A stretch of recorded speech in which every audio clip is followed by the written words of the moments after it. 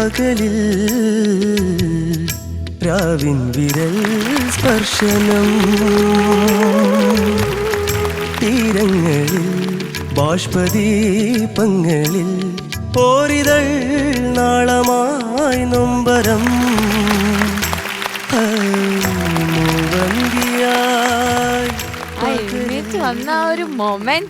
വാക്കുകളില്ല പറയാൻ, കാരണം അത്രയ്ക്ക് അതിമനോഹരമായിട്ട് മക്കൾ പാടി. No words. ഞാനിത് ആദ്യമായിട്ട് കേൾക്കുന്ന ദാസേട്ടൻ തന്നെ നേരിട്ട് പാടുന്ന കേട്ട ഒരു വ്യക്തിയാണ്.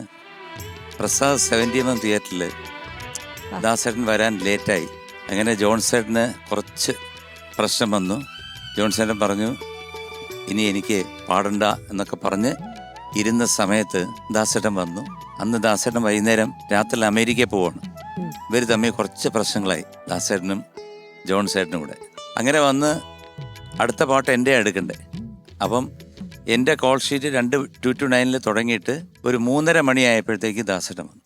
അപ്പോൾ എൻ്റെ പാട്ടിൻ്റെ ഇടയിലാണ് ദാസേട്ടൻ വന്നത്. അദ്ദേഹത്തിന് പോവുകയും വേണം. അപ്പം അതെടുക്കാം, പ്രൊഡ്യൂസറും ബാക്കി എല്ലാവരും പറഞ്ഞു നമുക്കതെടുക്കാം, ആ പാട്ട് ദാസേട്ടൻ്റെ മിക്സ് ചെയ്യാം. അപ്പം ജോൺസേട്ടനുമായിട്ട് കുറച്ച് ചകടയായി. അവസാനം ജോൺസേട്ടൻ പറഞ്ഞ് പാടിക്കൊള്ളാൻ പറഞ്ഞിട്ട് ജോൺസേട്ടൻ ബാക്കിൽ, പ്രസാദ് 70mm ബാക്കിലൊരു റൂമുണ്ട്, അവിടെ പോയിരുന്നു. ദാസേട്ടൻ പറഞ്ഞു വേണേ ഞാൻ പോകാമെന്ന് പറഞ്ഞു. ഇല്ല പാടിക്കൊള്ളാൻ പറഞ്ഞു. ജോൺസേട്ടൻ പോയി. ജോൺസേട്ടൻ ഇരുന്നില്ല കൺസോളിൽ. അവിടെ ഇരുന്നത് ഞങ്ങളൊക്കെ ആയിരുന്നത്.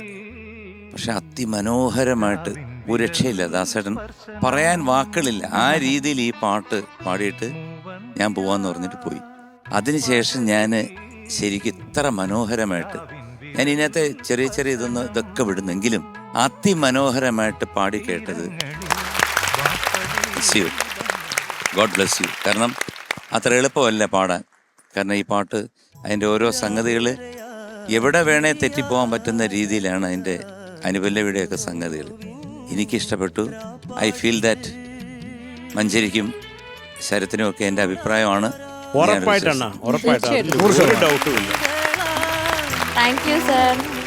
മൂവന്തിയായി പകലിൽ രാവിൻ വിരൽ സ്പർശനം മൂവന്തിയായി പകലിൽ രാവിൻ വിരൽ സ്പർശനം തീരങ്ങളിൽ ബാഷ്പദീപങ്ങളിൽ പോരിതൾ നാളമായി നൊമ്പരം മൂവന്തിയായി പകലിൽ രാവിൻ വിരൽ സ്പർശനം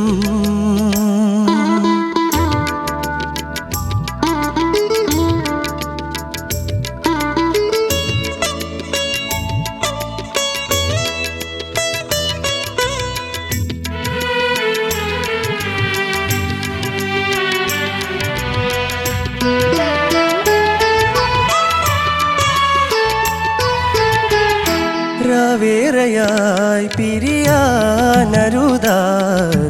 നോവിൻ രാപ്പാടികൾ